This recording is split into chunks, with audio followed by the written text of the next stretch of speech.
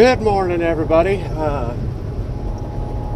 We're driving through Colorado again, coming back. If you look all around there, it looks like it's a little bit of fog, but no, it's just the wind blowing. It's just kind of a little dust storm coming in Colorado, but that's where we're at right now. We don't know what we're going. We know where we're going. We just don't know what we're doing. Going back to McPherson, and then who knows? We're going to take a guess, try to be psychic, and say, we're going to Colorado. I don't know what we're doing. Anyways, my morning was, we got unloaded late last night. Probably unloaded 11, midnight their time, 1 o'clock our time. I went to bed and got up, and we're heading back east now towards Kansas.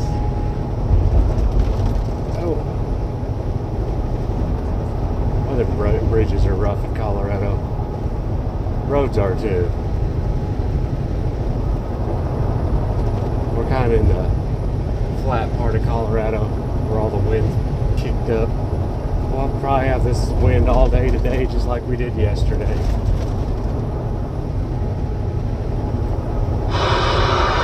Boy, that radio, woo, every once in a while it gets me.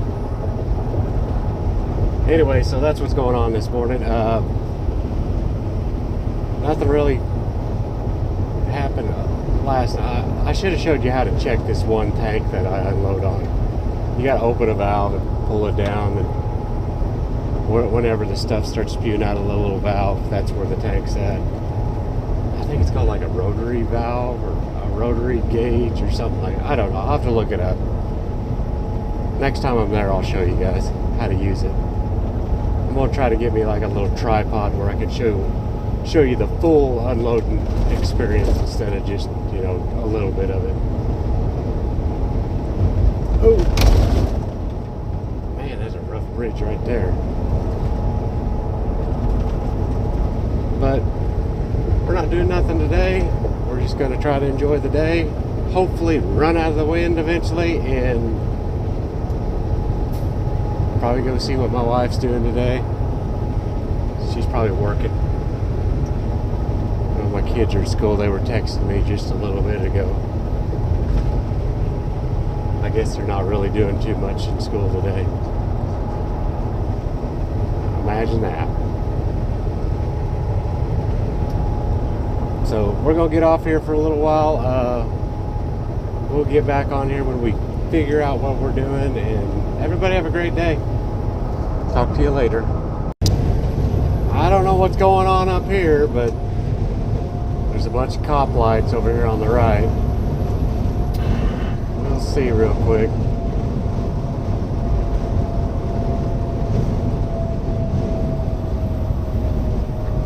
There's one. Oh man. It looks like we had a truck flip over right there. The wind's pretty bad today, so thoughts and prayers for that guy right there. I hope he's okay. Oh, we had 2 of them flip over. Oh man, that's not good. Thoughts and prayers for that guy. I hope everybody was okay. That's not good. So we got the scales up here. We're going to see if they're open. You wouldn't think so with all this wind.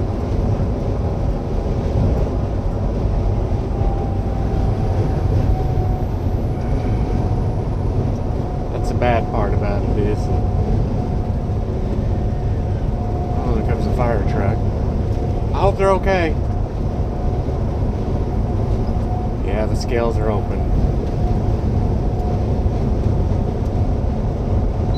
I got the green light, so it doesn't matter. I got a pre-pass, and it gives you a green light to bypass. Uh-oh. Uh-oh. That's not good.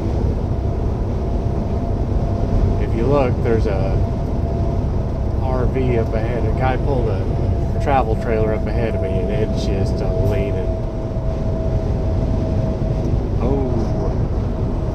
You shouldn't have that on the road. I don't know if I should pass him or not.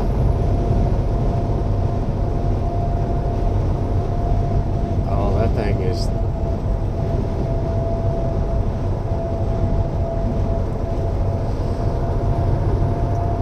I don't know if you guys can see that or not, but this trailer is just leaning.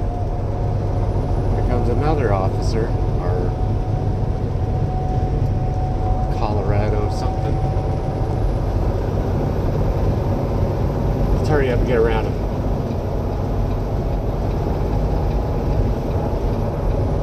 Yeah, guys, when it's windy like this, especially hauling RVs and stuff like that, you shouldn't be on the road. I mean, when he first got on the interstate, I thought it was done. I thought it was flipping over. I think we'll probably see more of this today. It's just the wind's a little worse than what it was yesterday, so I think my phone's out of focus, but it'll be fine.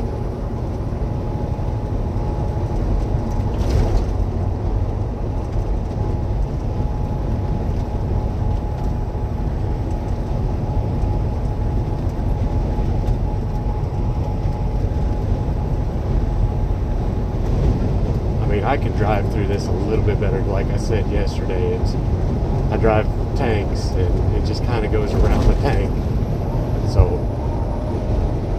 I'll be good.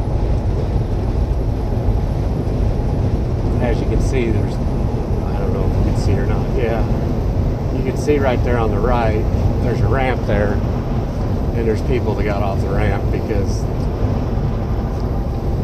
they know better. They know driving down the road is too dangerous for them, so they're stopped for now. They're all parked on the ramp. Either they're empty or, well, that road's closed down there. That's why they're stopped. They must have had another truck down there flipped over. Wow. Guys, this is horrible.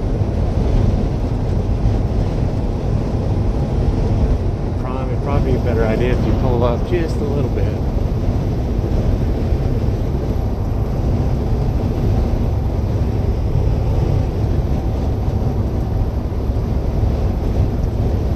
At the same time, driving in this wind, if you want to pull over, you need to get off the roadway. Completely get off the roadway. So you don't, no one runs into you. It's not just a wind problem, it's a visibility problem. Like when the dust starts kicking up, people aren't going to be able to see you on there.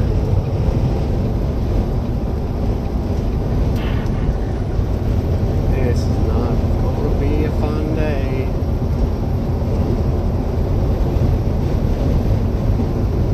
I'm empty and I'm only pulling this hill at 65. I should be doing about 73. Wind's coming from the north. It's 36 degrees. It's dangerous out here today. So we're gonna get off here.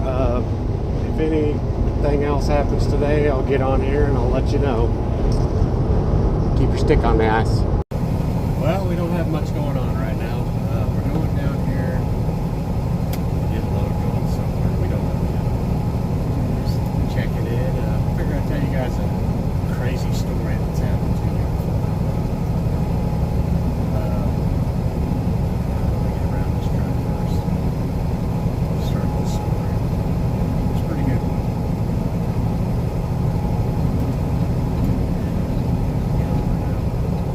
Anyways,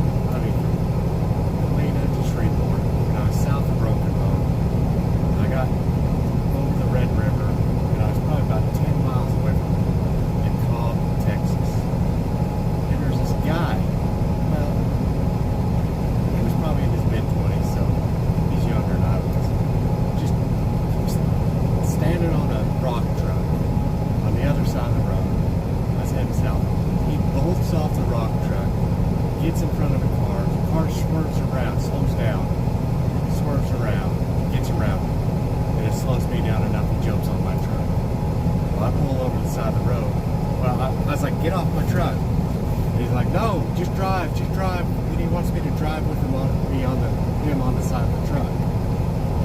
Well, I pull the side of the road. I call 911. And this guy is covered head to toes with scratches. And he doesn't have any shoes on. He's wearing like military pants and like just a t-shirt. He's just covered with scratches, like he's been in the woods all night, running through Texas with scratches all over.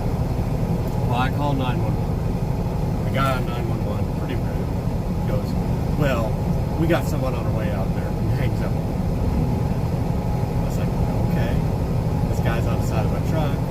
I just got my window cracked. You know, I'm not going to roll my window down all the way. And he's just sitting there telling me stories. Like, he went over to this girl's house. These guys show up with shotguns and say they're going to kill him. Where's this guy at? We're going to kill him. He's with this girl. I'm going to kill him. I met this girl at rehab or something like that, or a bookstore. Just all kinds of stories. He met her at a bookstore, at a rehab, stuff like that. These three guys come up and going to kill him. So he takes off running through the woods. It's just crazy. So he wants me to call 911 back. So I call 911 back. And I'm just holding my phone up to the window. I'm not going to roll this window down for nothing. Then my brain starts working. I'm like, this guy might have a gun. And, you know, just dread just, you know, covers me. I'm like, oh, Lord, I should have just told the guy I had a gun. Oh, yeah. Another thing about it is that everybody's slowing down to look at him. I said, you're on the side of my truck. People are going to slow down to look at you. Well, about that time, a state worker comes up and pulls, I don't know, 50 to 100 feet behind me. And he's freaking out about that. I was like, it's a state worker. They told him to stop and see what's going on. You know? And then he starts telling the 911 guy, lady, she was nicer than the guy I talked to. He starts telling the 911 lady just 3 different stories. Met this girl, you know, at a restaurant and went back to her house, and these 3 guys come out through the woods. Then he starts looking at cars. Oh, I think that's them. I think that's them. So then he asks the 911 operator, he goes, how am I supposed to know if it's a real cop? And I just go, he'll have an official badge. Just trying to get this guy, you know, to calm down. I said, this guy will have an official badge. And I roll my window down just a little bit more. And he just starts putting his hands in there. I'm like, whoa, dude. You're not getting in my truck. I said, he goes, how am I supposed to know who you are? I'm like, you don't know who I am. I said, you just jumped on my truck. No, I didn't. It just gets crazy. And finally, I think it took like, I'm on a time schedule. I'm supposed to be down in Shreveport by noon. It's like 10 o'clock in the morning. I'm like, I was going to make it like right in time. Luckily, I got unloaded that day. So, the cops finally show up. It's like an hour later. Because this is out in the middle of nowhere. You can't blame the officers because, you know, it's out in the middle of nowhere. So the sheriff finally shows up. And he goes, he already knows the guy's name. He's dealt with this guy before. And he goes, like, I don't remember his name. We'll just call him Tyler. Sorry, excuse me. He goes, Tyler, come on back here. I'll take you in and we can get you some help. How do I know you're an officer? I said, show him your badge. He's got an official badge. He shows him his badge. I said, he's an officer of the law. He's not trying to get you. He thought the officers would be the guys, you know, trying to get him. I said, he's got the squad car and everything like that. Go ahead and, you know, get off my truck. Well, he takes him back the car. He's got another officer with him. They're talking to him, and the guy goes, how did he get you to stop? I said, he jumped in front of my truck. He goes, oh my God. I said, on top of that, I have hazmat, and I'm pulled over on the side of the road. He goes, oh. He goes, I apologize. You know, the officer apologizes. He goes, I said, do you need me for anything? He goes, we'll probably get your phone number just in case anything. So I give the officer my phone number and stuff like that. And this happened like 9 o'clock in the morning. So it started at 9 o'clock in the morning. So that's my crazy story for today. I don't know what happened with the guy. He looked like he was all messed out. We'll just put it that way. He had to be scratched his head and toe, no shoes, just run around. I don't know why he didn't stay on the rock truck and had to jump on my truck, but it was quite an adventure. Quite an adventure. So that's my crazy story, and I probably have a few more that I can think of that I can tell you guys. Everybody have a great day. Keep your stick on me, guys. All right, everybody, we got loaded. Heading to Pueblo, Colorado with a load of propane. A little something different this time, so that's where we're heading. I got to get carted in over here a couple more times before I can unload on my own. And after that, we got to take 34 hours off. So we'll probably go down to Valley Center, Kansas, and take our 34 off. Then we'll be back on the grind, hauling propane and probably going over the mountain and stuff like that. We won't get unloaded tonight, so this is probably the last video of the night. Last clip of the night, I guess. That's about all that's going on, and we'll catch you guys in the morning. So everybody have a good night. God bless you, and stay safe out there.